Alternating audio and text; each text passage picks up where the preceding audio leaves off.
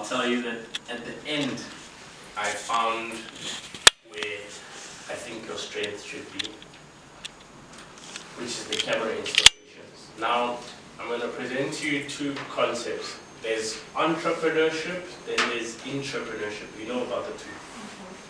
You know about the two. What is the difference? One is a company that you start with your own money, and the other one you get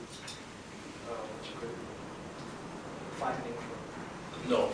So, entrepreneurship is an external environment. You're basically in the world, and you identify a problem, and you solve that problem. Intrapreneurship is when you have a job, and you're basically specializing in a particular part of the job, and you're running the department like a business, right? So, you're working for your father now, right? For. Don't worry, I'm simplifying for you. You work for your father. Because, don't worry, we'll get to that concept at another time. Now, within his business, there is a department for surveillance, right? So you could do entrepreneurship within that company, ask your father for resources. Instead of him funding you, he allocates capital, because the department already has resources. By your pricing, I don't think you've got enough research behind that to understand that you can't do free when it comes to surveillance. Somebody pays somewhere, whether it's subsidized or, you see, so I mean, you know, and you can't get nothing less than an 8-channel. Is there a 4-channel for cameras? Yes. There is, no? Then there's 8-channel, then 16-channel, 32-channel, etc. Then you've got remote viewing, then you've got IP cameras. What kind of camera? Those things do not cost Nothing. Yeah, they don't cost nothing. So you need to look at the subscription rate, being able to say, okay, if I'm going to put up one camera, I still need a 4-channel, because you don't get a 1-channel DSR, NVR, or, you know what I mean? You need to look at those costs, and you can set it up as a project. So before you get to the business aspect, and before you get to the community aspect, you need to get to the project aspect to say, okay, how long is it going to take me to be able to afford 16 cameras? Right? Because it's not like you can start with 4-channel, and then say, I'm going to buy 4-channel, 4-channel, 4-channel. So rather say, I'm going to bank for a 32-channel, but each customer we have with their own home device, because it's a neighborhood watch kind of concept, each customer subscription will pay for 30.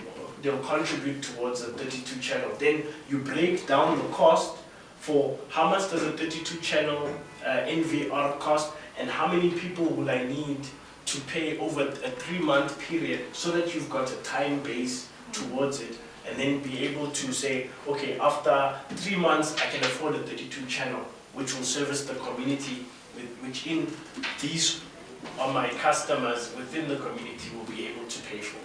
So it's not free, it's just that it's stock-filled.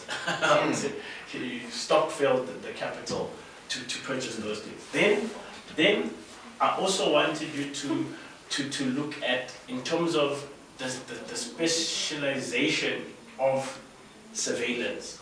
I would like you to also research, there's a company called Axon Soft, right? So Axon Soft is a Russian company. They deal with the software, they deal with the hardware.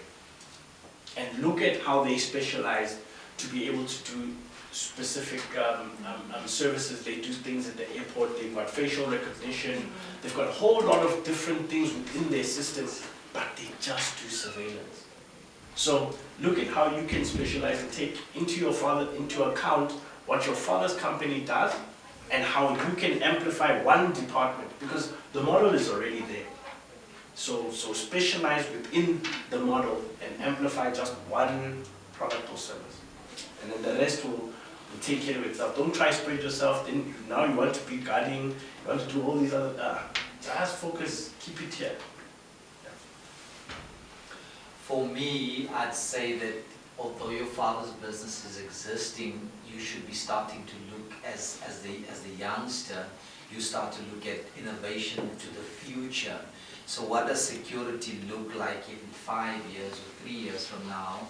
I would say that if you had a first responding unit that was maybe drone pilots that could go out first and give on the ground surveillance and say to the armed responses, they're coming, this is what's happening, then you're already now ahead of the game, instead of now, no other security companies offering that. You will ensure that drones are dispatched to your property, quick surveillance, so that when the boots on the ground come, they know exactly what they'll be dealing with. Even if it's just a first check fly over, we do that regularly for our customers. We don't have vehicles driving past, that is a full view. We can hover. It can stay there for an hour. We can give you a full view of the property, even if, without criminals knowing that if there's a quick response, we can immediately go, was it an accident, was it really a break-in, and then we can give police exactly a full, now it's already migrating into something completely different, you understand? So start thinking about that long-term view as to how do I help my father develop this business now? Because remember, as the economy constraints, a lot more people are asking bread or security. No, facts. That's it. So, but if I'm offering something completely different, now it becomes a lot more high-end for the area, and then you can start upscaling that to different areas and saying, okay, fine, you have branches maybe here, but now you can say, okay, fine, we can have a branch in Random because we offer something completely different. We've got a drone pilot program, we've got accredited drone pilots. These are something that we can give back to the community, forms part of the SAPS forum as well. So if SAP vehicles are out, we are out as well, helping them with surveillance, first crime detection, all of those things now start to add up as something different that you're offering in the security industry. That's me. So, they putting pressure on you. But the next time, I'm going to say Alicia must make it like standard. Everyone must come with a presentation. You cannot come and just imagine this were people that were ready to give money, and you well spoke about. We want to see something. Tell us, show us something more. Keep us Pictures is 1,000 words. Yeah.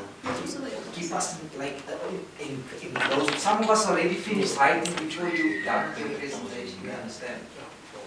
Okay, so coming to me, I like telling little stories. So this one, very basic story. I have, do you know what a bull terrier is? Chinese dog. One of the thingy that's like this. His name is Loki. They are very stubborn, loving, beautiful dogs. And now only I'm telling you, they are also very strong and deadly. To activate the strong and deadly part of Loki, I use the words Uktan. His eyes, his ears, everything. You know now is not the time to try and belly rub that dog. End of that story. Do you know that we don't trust the physical buttons? Penny buttons. The one that you have in your car, they don't work. The one that you guys want to provide at 450 Rand, they don't work. Because they're not there when we need them. They might physically work, but when the hell goes down, do you know what the closest phone to, the closest thing to anybody in the house is this thing. And on this thing is a program called Namola. The police were proud to introduce this new innovative product for in the security field and blah, blah, blah, blah, blah. But for me to get to the Namola thing once every 3 months, I need to go and look through all my apps. Hey, where's this thing? Yeah, they're in the house. Then panic, and then it doesn't work. You are young. You are doing coding. I was part of testing a thing that was only done on Bluetooth and Bluetooth range, where I activate something on my phone and I hear things that comes through your phone's mic. Right? this is an espionage, and goes into that field, where if I want to listen to what Cyril Ramaphosa says, I have his number on my phone, I activate it, I can listen to what he's busy talking in a meeting. I'm encouraging you to design an app that people can purchase from Play Store, not download. Sales, purchase, and then you make money. Yeah? An app that will be on my phone, and if I'm in an emergency, I don't even need my fingerprints to activate the phone. She can start using my phone if she knows the phrase to activate this application, and the application, or the phone will now speak to me and say, what emergency are you experiencing? 112 on any phone you can dial, but that still needs physical touching and blah blah blah. You design an app that activates digital access to emergencies. Security companies want to be part of that app, and they're going to say, okay, sign us up. There's a walkie-talkie thing on the phone called Zalo. Works like a walkie-talkie. Alpha Bravo, get it there, Alpha Bravo, no airtime, data, right? But you will have an app that will activate, number one, that. So if a security company is linked to it, they don't have to brag with physical panic patterns. Your phone will give you access to that network, and you can then complain your problem through the phone, whether it's to the police or to the security company, but it will be your app. Your $50 for every person that download. Can you see you making a whole bunch of $50? Because 6 people in the house has 6